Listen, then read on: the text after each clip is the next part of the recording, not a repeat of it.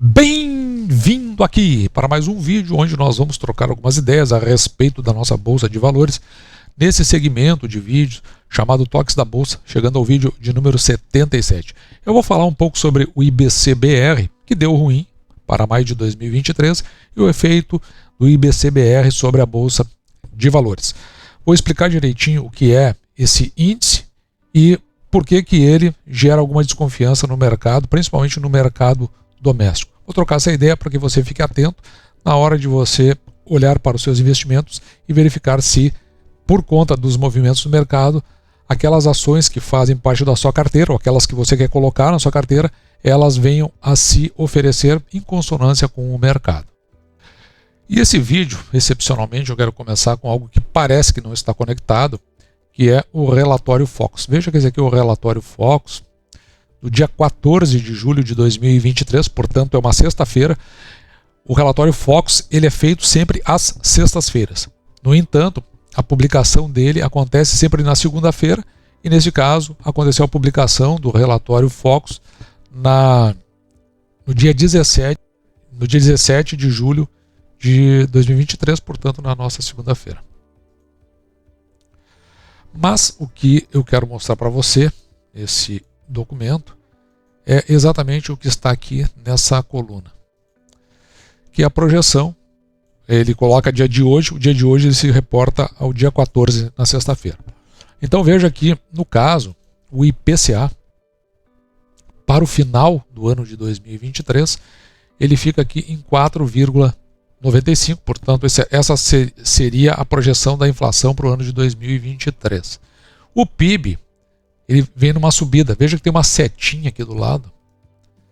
O PIB com projeção de 2,24, mas a gente precisa saber que esse relatório saiu no dia 14 e já o IBCR ele saiu no dia 17, portanto o IBCR veio depois do PIB. Eu já vou dizer como é que essas coisas se conectam.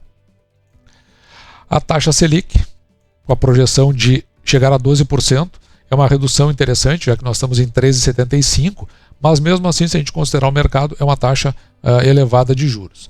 A balança comercial positiva no final do ano, 65 milhões. A dívida líquida com 60,52% do PIB, o endividamento do Brasil para esses parâmetros é considerado elevado. E veja aqui o resultado primário em percentual do PIB, veja que ele está aqui, ele vai comprometer 1% do PIB. Portanto, isso significa que nós vamos, neste ano, o governo vai gastar mais do que ele vai arrecadar. E não só isso, a tendência aqui é que a projeção também continue assim no ano de 2024, em que pese o governo esteja dizendo que ele vai chegar no déficit zero em 2024. Isso aí nós veremos. Mas veja a importância dessa projeção do PIB aqui de 2,24, ela até aumentou em relação à semana passada, que era 2,15 o crescimento do PIB, e agora veio o IBCBR. Veja que o IBCBR é considerado a prévia do PIB. E ele tem a pior queda para o mês de maio em 5 anos. Isso comparando todos os meses de maio. O índice o IBCBR, que é esse índice que está marcado aqui, veja que ele é tido como um índice de atividade econômica e muitos consideram ele a prévia do PIB. O Banco Central, que é quem o produz, não considera. Essa é uma matéria assinada por Hamilton Ferrari, do dia 17 de julho, portanto veio depois do relatório Focus. Isso aqui você vai encontrar no site do Poder 360. Então, o que importa aqui é que o IBCBR ele registrou uma queda de 2% em relação ao mês anterior, é sempre comparativo aqui ao mês anterior, considerando ainda que você tem que colocar nessa comparação o ajuste sazonal, que é por isso que chega naqueles 2%, senão o valor vai dar outro. Então considere sempre o ajuste sazonal. Então, isso é o que a gente viu aqui da projeção do PIB, ou melhor, do IBCBR, que faz uma projeção do PIB para o mês de maio, o quanto ele caiu. Esse resultado que foi apresentado, veja que ele fica abaixo da mediana E aí que eu quero falar para você sobre mediana, e é a partir daqui que nós vamos entender o reflexo no nosso mercado de ações, que é essa mediana. Então o resultado ficou abaixo da mediana das projeções que foram feitas pelo mercado financeiro. Então o mercado financeiro, vários entes, fazem projeções para o IBCBR, então lá é gerada uma mediana e o valor que veio ficou bem abaixo dessa mediana. Com isso, a gente pode verificar aqui como é que isso sinaliza para o mercado como um todo. A gente precisa lembrar que o PIB, diferente do IBCBR, ele é trimestral. Então, se nós considerarmos o primeiro trimestre de 2023, nós vamos pegar aqui os meses de janeiro, fevereiro e março. Então você olha aqui em cima, aliás aqui embaixo, está aqui os meses marcados. Então, nós temos que, particularmente no mês de fevereiro, veja aqui ó, o que o IBCBR ele sinalizou, ele ficou bem alto. E se você for ver o primeiro trimestre, nós tivemos uma aceleração no PIB puxada principalmente pelo agro. E isso foi o que motivou o mercado a entrar nessa curva de subida. O que acontece 2 meses depois, que já se tinham os dados consolidados do IBCBR, olha aqui, ó, no mês de maio, ele tem essa queda de 2%. Então, provavelmente o mercado deve olhar para isso e pensar assim, opa, eu acho que talvez a gente tenha perdas em relação ao PIB e volte para um patamar mais nivelado. E nós vamos ver isso, sabe quando? No próximo relatório Focus. Talvez lá esteja expressa esta visão que o mercado tem. E o detalhamento do IBCBR você vai encontrar aqui no site do Banco Central. E é interessante, o próprio Banco Central, ele menciona que o IBCBR ele vai medir as atividades da indústria, dos serviços e da agropecuária. Ele tem metodologia própria e diferente do PIB e logo não é exatamente uma prévia do PIB. Então o próprio Banco Central faz esse disclaimer, mas o mercado tem esse entendimento. E como é que você avalia isso? Veja que eu tenho aqui desde julho de 2023, tem esse gráfico no site, e a gente pode olhar aqui, ó, como estava o IBCBR em abril de 2023, 3,57, e agora está 3,43. Então, mas não basta apenas olhar para esse índice dessa forma seca. Você precisa sempre levar em consideração o fator da sazonalidade, conforme eu disse antes, que vai indicar aquela variação de queda de 2%, que é aquela pontinha da curva que a gente está vendo ali. O Banco Central também explica como é que é feita a composição dos seus metadados. Você clica aqui em metadados e você vai verificar que o que é utilizado para fazer para chegar nesse resultado. Então tem aqui ó, a pesquisa agrícola municipal, a pesquisa da pecuária municipal, tem vários aqui, ó, a pesquisa da indústria, o anual, dados que estão lá no IBGE. Então esse conjunto todo de dados, eles vão aplicar um algoritmo, que é esse aqui, e com essas funções eles vão gerar os metadados que vão fazer aquele gráfico que a gente está vendo e que vai indicar o comportamento daqueles setores que a gente viu, da indústria, dos serviços e do agronegócio. E você lembra que eu falei que o resultado ficou abaixo da mediana das projeções do mercado financeiro? Então, se vai lá e capta qual é a projeção do mercado, de vários entes, e se estabelece a mediana. E o que significa isso?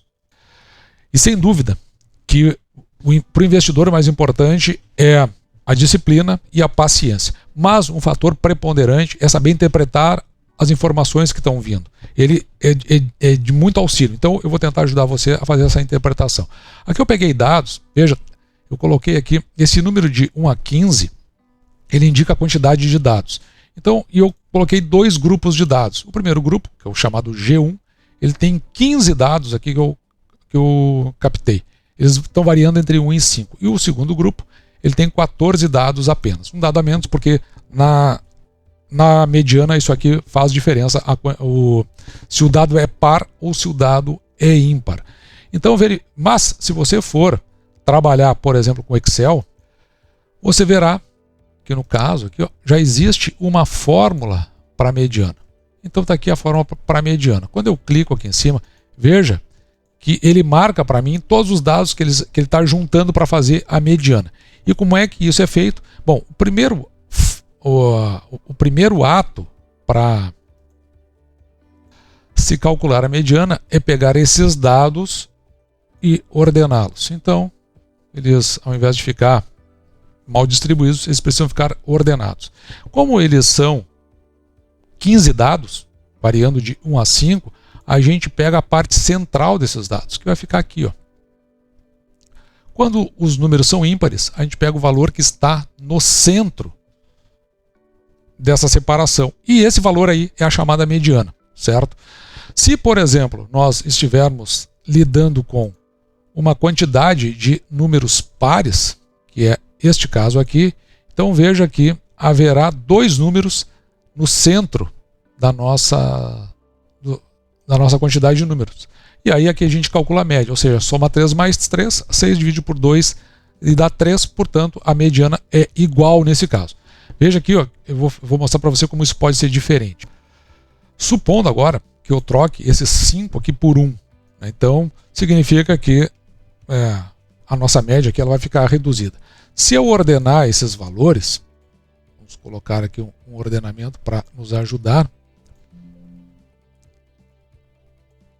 Observe que agora o centro desse número, na posição, que é a posição 8, veja aqui, ó, vai estar o número 2. Portanto, a nossa mediana já mudou, ela virou 2 aqui.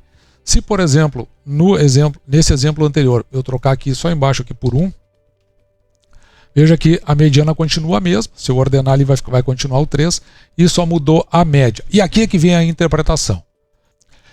Quando eu tenho uma mediana menor que a minha média, veja, a média ela tem uma posição otimista. Nesse caso, deu uma mediana abaixo. O que significa isso? Que, na realidade, este aí é o caso típico de um mercado que está otimista. Quando é o contrário, a minha média está abaixo da minha mediana, significa que eu tenho um mercado pessimista. O que aconteceu no nosso caso? O resultado veio muito abaixo da mediana. Portanto, provavelmente, esse é o sinal de um mercado pessimista. E é por isso que no dia de hoje nós vamos encontrar essa quantidade de vermelhos aqui. Porque agora a realidade começa a se mostrar em relação à expectativa do mercado. E veja que no dia de hoje o Ibovespa ele chegou a bater aqui a 116,6, caindo mais de 1% no dia. Mas como diria Benjamin Graham, ele que forjou a expressão senhor mercado, ele dizia que o senhor mercado é um senhor esquizofrênico. Eu penso diferente, ele é um senhor bipolar. Ele, por questãozinha pequena, ele acaba, se ela for negativa, ele entra em depressão muito rápido, e se ela for positiva, ela entra em euforia muito rápido. E não quer dizer que vá se sustentar nessa queda, mas é um sinal que aconteceu dentro do mercado, justamente por conta dessas informações. O que aparece aqui para nós de interessante, pelo menos para a intenção da carteira, veja que a BB Seguridade, ele já é negociado aqui a 30,01, mas já esteve sendo negociado abaixo dos R$30, que é o que a gente busca. Da mesma forma, Caixa Seguridade está se aproximando aqui dos R$10 e pode ser que logo em seguida acabe sendo negociado abaixo dos 10, e isso é interessante porque pode sinalizar uma compra, pelo menos para a carteira aqui do canal. Eu ainda continuo com a ideia de que o nosso mercado está pressionado. Veja que aqui nós temos os investimentos diretos do estrangeiro no ano de 2022. E conforme eu já mostrei em vídeos anteriores, nós temos recebido ainda investimentos no ano de 2023. Mas aqui você pode ver que, por exemplo, a Guatemala, isso aqui é na América Latina como um todo. E quem se destaca aqui é o Brasil e o México. A Guatemala, no caso, recebeu 3,4 bilhões, a Colômbia aqui 7,3 bilhões de investimento, o Peru, que figura aqui em quarto lugar com 10,8, a Argentina com 15,4, o México com 38,9% e o Brasil dispara na frente de todos com 91,5%. E isso continua ainda no ano de 2023 com um investimento muito forte do estrangeiro. E o que significa isso? Quando nós comparamos com outros dados, que o nosso institucional, são aqueles que trabalham com os fundos, principalmente fundos de pensão, os investidores financeiros locais aqui do Brasil e os investidores pessoa física, eles ao contrário, estão no sentido contrário, estão tirando o dinheiro da Bolsa. E a nossa Bolsa, a meu ver, só está crescendo porque o investimento estrangeiro continua muito forte, uma vez que tem vários fatores aqui. O principal é o seguinte, os Estados Unidos, ele continua meio que às portas de uma, mesmo que suave, de uma recessão.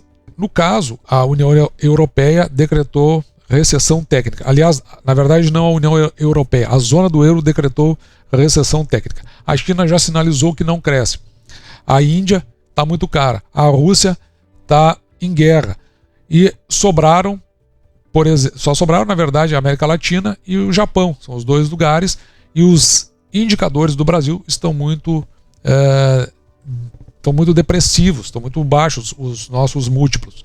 Portanto, evidentemente que a América Latina ela surge com o olhar do estrangeiro. A questão que eu sempre pergunto é se isso é sustentável e por quanto tempo a gente vai continuar, se é que em algum ponto de recuperação do mercado, do cenário internacional, a gente não tenha um aprofundamento nos indicadores da nossa Bolsa de Valores. E eu deixo para você, para ver a sua opinião, o que você achou de toda essa construção, se você concorda, se você discorda, e o que você tem a acrescentar que a gente possa discutir sobre esse assunto. Assim, esse foi o nosso vídeo de hoje, vou ficando por aqui, me despedindo de você e deixando, como sempre, o meu grande abraço!